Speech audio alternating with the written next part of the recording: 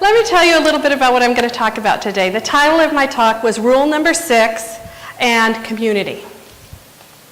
So, for those of you who haven't been here before, what is rule number 6? Don't take yourself so seriously. So we'll talk a little bit about that, but more I'm going to talk about community. Let me start off by just giving you the straight scoop about my point of view. My point of view is that community is all about belonging. It's about creating that sense of belonging and having that sense of belonging. So today, I'm going to talk a little bit about community, but there's another aspect of community, which is that all communities go through ebbs and flows. You know, right now we're going through a little ebb toward a little scarcity, and then we'll go into a little flow of great abundance. That's how community goes. It's okay. And did you notice that in your own life, you go through shifts and changes too? So what I want to say about community is it goes through ebbs and flows, you go through shifts and changes, but that doesn't have to change your sense of belonging in any particular community.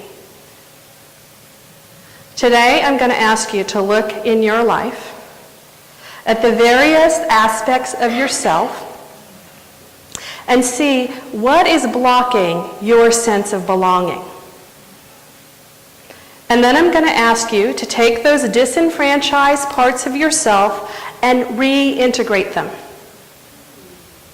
I'm also going to ask you to look in the various communities in which you belong and evaluate for yourself, what are you doing to foster a sense of belonging for yourself and for others? The reason I have you do this is because when we're in community and we feel a full sense of belonging, then we can let go of that calculating self and live fully in the joy of our true nature, our true self. And when we're there, in that nature of our true self, we can let our guards down, right? And actually give the gifts that we are here in this lifetime to give. I think one of the things about being in a community that makes a community really work is that rule number 6. You can't be in community with others when you're taking yourself as the most serious. So that you don't think that I'm just doing this so that you get more involved in the community, let me tell you, this translates into any community that you're in. And I'll give you an example. Many of you may not know that outside of being a minister in my past career, I was a technologist. I ran the training organization for Netscape Communications at one time. And I've decided I want to get back into that field a little bit. But I'm starting to go to the meetup groups and the networking things.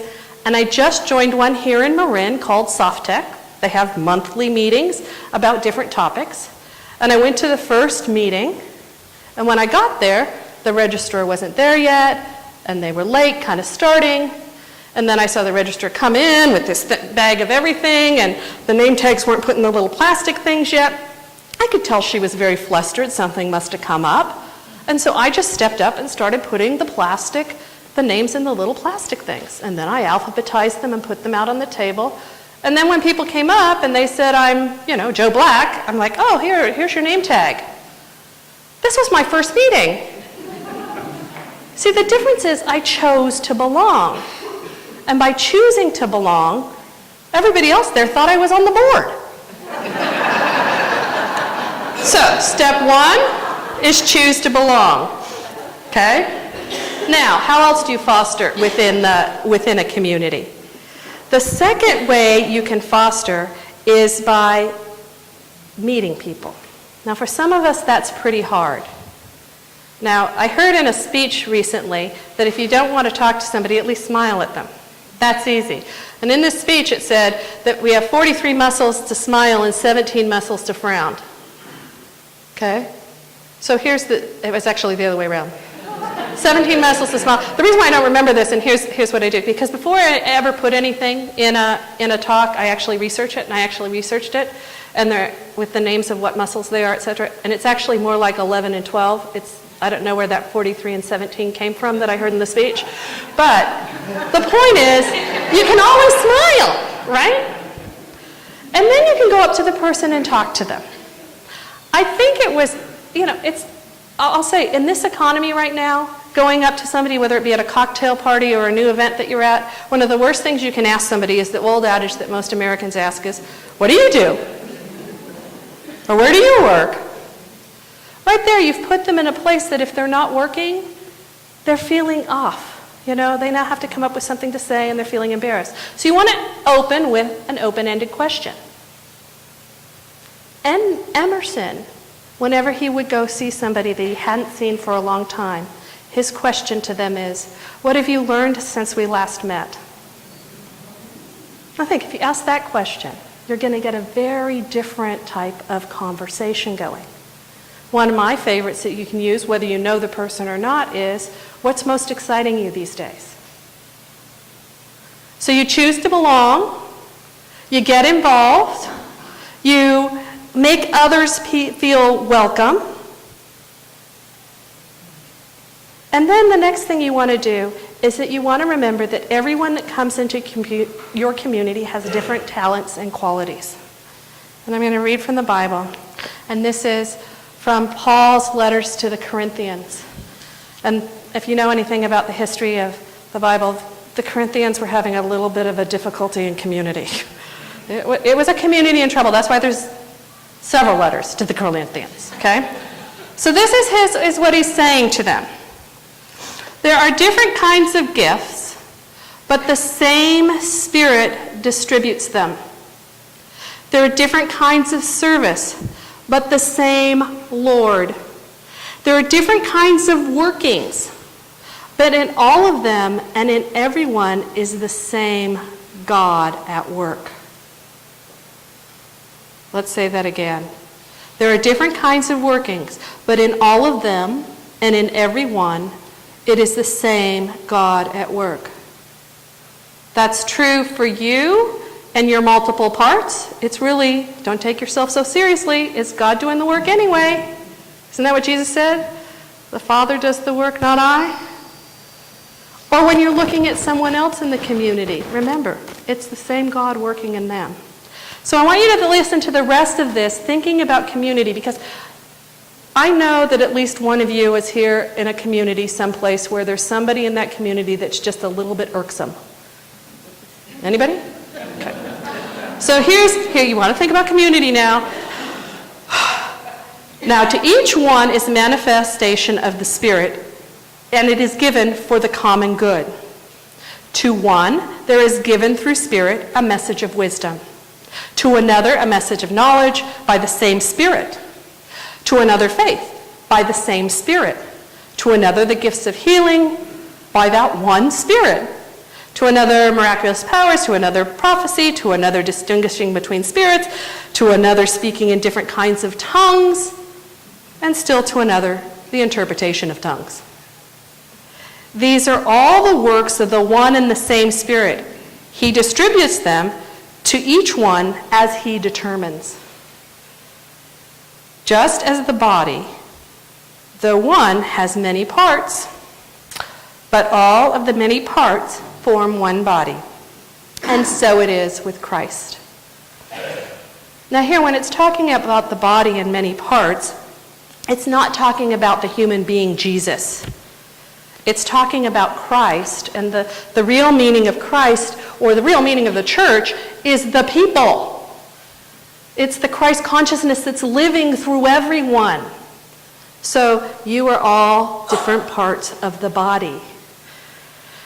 So what role might that irksome person that's bugging you in the community be playing? This brings me to the story of an ashram. There was an ashram, very deep meditators, very serious practice. But there was one guy who always showed up late, had a crumpled paper, sat down. He was nervous during the thing, and so he rustled, made a lot of noise. Not only that, he had some bad body hygiene and was a little stinky the minute he walked in.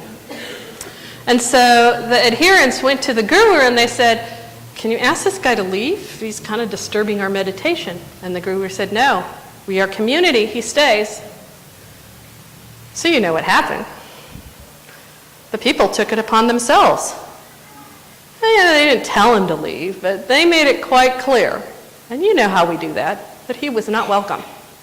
And so, after a while, he stopped showing up to the meditations.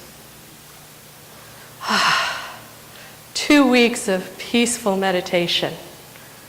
Everybody felt safe again.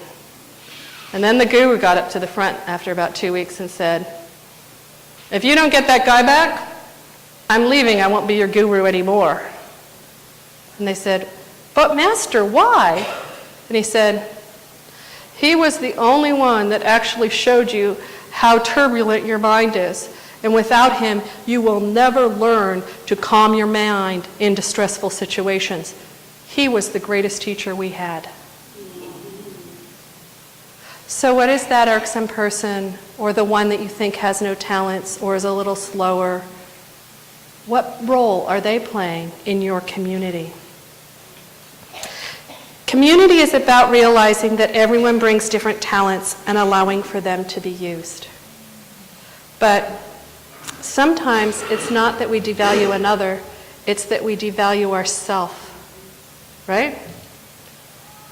A lot of times what makes us not have a sense of belonging is that we opt out. I'll give you an example of this. I did tell you I'm starting to get back in this software thing. And so I've been investigating open source software communities. And for those of you that don't know what open source is, it's groups of people that get together to work and make a better product and then often offer it for free.